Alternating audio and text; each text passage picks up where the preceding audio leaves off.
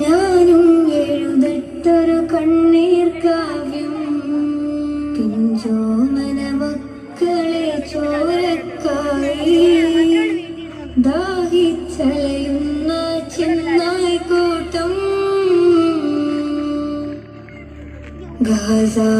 ഗാസാത്തറോവിലെ ചോര കണ്ടേ ഞാനും എഴുതട്ടൊരു കണ്ണീർ കാവ്യം